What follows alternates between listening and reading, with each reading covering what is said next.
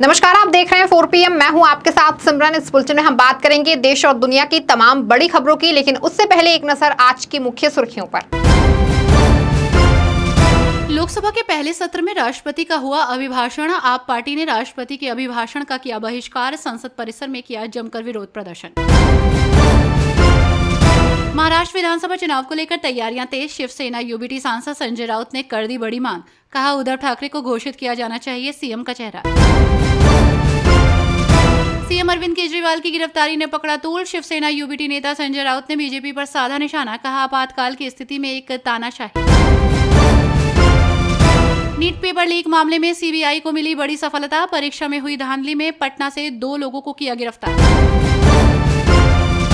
पूर्व केंद्रीय मंत्री संजय पासवान ने अपनी ही पार्टी को जमकर घेरा। कहा, नीतीश साथ नहीं होते तो 0 पर आउट हो जाती भाजपा। विधानसभा उपचुनाव के ट्रेंड बीजेपी की टेंशन बढ़ा रहे हैं और उपचुनाव को लेकर सपा के हौसले बुलंद हैं। अयोध्या में राम मंदिर निर्माण के बाद पहला लोकसभा चुनाव था, तो वहीं पीएम मोदी से लेकर सीएम योगी आदित्यनाथ सहित बीजेपी के तमाम बड़े नेता राम मंदिर का जिक्र करते नजर आए थे। लेकिन सपा ने फैजाबाद अयोध्या सीट जीतकर राम मंदिर मुद्दे को फेल कर दिया। आपको बता दें कि अयोध्या संसदीय सीट पर मिली हार ने बीजेपी को बहुत गहरी चोट दी है। बीजेपी अब इस हार का हिसाब अयोध्या से सांसद बने अवधेश प्रसाद के विधायकी से इस्तीफा देने से खाली हुई मिल्कीपुर विधानसभा सीट से करना चाहती है। लेकिन इस सीट के उपचुनाव के ट्रेंड बीजेपी के लिए टेंशन बढ़ा रहे हैं, तो सपा के हौसले बुलंद कर रहे हैं। महाराष्ट्र विधानसभा चुनाव से पहले शिवसेना यूबीटी सांसद संजय राउत ने बड़ी मांग करते हुए कहा कि उद्धव ठाकरे को सीएम का चेहरा घोषित किया जाना चाहिए। शिवसेना यूबीटी के राज्यसभा सांसद संजय राउत ने अप्रत्यक्ष रूप से मांग की है कि उद्धव ठाकरे को मुख्यमंत्री पद का चेहरा घोषित किया जाना चाहिए।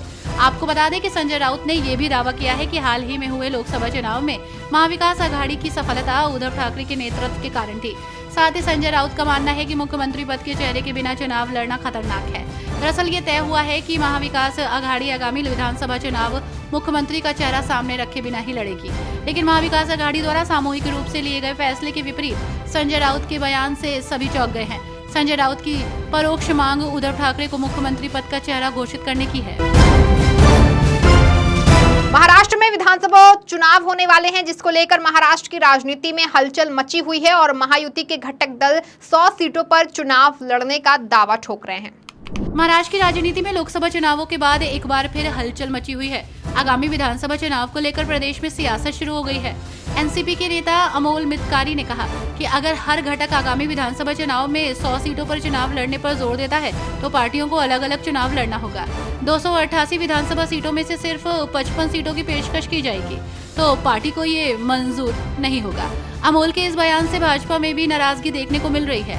वो पार्टी प्रमुख या प्रदेश अध्यक्ष को ये स्पष्ट करना चाहती है कि मितकारी को इस तरह की टिप्पणी करने का अधिकार है या नहीं। सीट बंटवारे पर शीर्ष नेताओं के बीच चर्चा होगी। लोकसभा के पहले सत्र में राष्ट्रपति का अभिभाषण हुआ। वहीं अरविंद केजरीवाल की गिरफ्तारी को लेकर आप पार्टी ने राष्ट्रपति के अभिभाषण का बहिष्कार किया और संसद परिसर में विरोध प्रदर्शन किया। लोकसभा के पहले सत्र में राष्ट्रपति का अभिभाषण हुआ और इस दौरान आम आदमी पार्टी ने राष्ट्रपति के अभिभाषण का बहिष्कार किया। ये बहिष्कार पार्टी के संयोजक और दिल्ली के मुख्यमंत्री अरविंद केजरीवाल को कथित शराब नीति घोटाले मामले में सीबीआई द्वारा गिरफ्तार करने के विरोध में किया गया। वहीं आम आदमी पार्टी द्वारा सीएम केजरीवाल की गिरफ्तारी के विरोध में संसद परिसर में विरोध प्रदर्शन किया गया और नारेबाजी की गई। इस दौरान आपकी ओर से कहा गया कि तानाशाह की तानाशाही के खिलाफ पार्टी का हल्ला बोल है। दिल्ली के मुख्यमंत्री और आपके राष्ट्रीय संयोजक अरविंद केजरीवाल की गिरफ्तारी को शिवसेना यूबीटी नेता संजय राउत ने इसे आपातकाल की स्थिति में एक तानाशाही बताया है। दिल्ली के मुख्यमंत्री और आपके राष्ट्रीय संयोजक अरविंद केजरीवाल के सीबीआई द्वारा गिरफ्तार किए जाने पर शिवसेना यूबीटी ने विरोध करते हुए इसे आपातकाल की स्थिति में एक तानाशाही बताया। आपको बता दें कि शिवसेना यूबीटी के राज्यसभा सांसद संजय राउत ने कहा कि अरविंद केजरीवाल को जिस प्रकार से फिर एक बार जमानत मिलने के बाद भी सीबीआई ने गिरफ्तार किया, यह आपातकाल से भी ऊपर तानाशाही हो गई और हम सब लोग संसद में इस बारे में सवाल पूछेंगे। वहीं जिस तरह से तानाशाही चल रही है उसकी जिम्मेदार राष्ट्रपति महोदया भी हैं। कांग्रेस नेता दीपेंद्र सिंह हुड्डा ने बीजेपी सरकार पर जमकर निशाना साधते हुए कहा कि ये सरकार उसी तानाशाही नीति और प्रवृत्ति से आगे बढ़ेगी। लोकसभा स्पीकर ओम बिरला द्वारा सदन में आपातकाल पर निंदा प्रस्ताव पेश करने को लेकर कांग्रेस नेता दीपेंद्र सिंह हुड्डा ने कहा कि लोकसभा स्पीकर के चुनाव के तुरंत बाद सरकार ने माननीय स्पीकर से सदन में राजनीतिक बिगुल बजवाने का काम किया है। वहीं अगर श्रद्धांजलि देनी ही थी तो उन शहीदों को देते जिन्होंने 1962, 1965 और 1975 के युद्ध में अपने देश के लिए सीने पर गोली खाई थी। आपको बता दें कि अगर श्रद्धांजलि देनी ही थी तो राष्ट्रपिता महात्मा गांधी जी को दी जा सकती थी, शहीद भगत सिंह को दी जा सकती थी। ये सरकार उसी तानाशाही नीति और प्रवृत्ति से आगे बढ़ेगी। वहीं सरकार ने अपना चेहरा दिखा दिया। सपा नेता फखरुल हसन चांद ने बड़ा बयान देते हुए कहा कि संविधान से बड़ा कुछ नहीं है और देश संविधान से चलेगा। समाजवादी पार्टी के नेता फखरुल हसन चांद ने कहा कि चुनावी नतीजे ने ये स्पष्ट और तय कर दिया है कि देश संविधान से चलेगा और संविधान से बड़ा कुछ भी नहीं है। उन्होंने ये भी कहा कि संविधान और लोकतंत्र को कमजोर करने वालों को देश की जनता ने जवाब दिया है। वहीं देश सेकुलर था, सेकुलर है और सेकुलर रहेगा।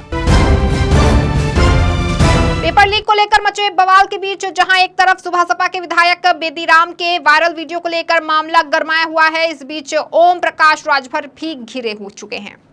पेपर लीक को लेकर मचे बवाल के बीच जहां एक तरफ सुहेल देव भारतीय समाज पार्टी के विधायक बेदीराम के वायरल वीडियो को लेकर मामला गरमाया हुआ है, तो वहीं अब खुद सुबह सपा प्रमुख ओम प्रकाश राजभर भी खुलेआम नौकरी लगवाने का जुगाड़ करते हुए दिखाई दे रहे हैं। उन्होंने विधायक बेदीराम के संदर्भ में ये बात करते हुए ये तक कह दिया कि इनके कई चेले हैं जो सरकारी नौकरी कर रहे हैं। बेदीराम के साथ अब राजभर का ये वीडियो आने से सियासी पारा हाई हो गया है। आपको बता दें कि ओम प्रकाश राजभर का जो वीडियो वायरल हो रहा है उसमें वो कह रहे हैं कि किसी विभाग में नौकरी चाहिए, आपके परिवार, भाई, बच्चे या बच्ची को नौकरी चाहिए तो फॉर्म भरने के बाद कॉल लेटर आ जाए तो हमें कॉल कर लेना। निश्चित है जुगाड़ तो बना ही देंगे।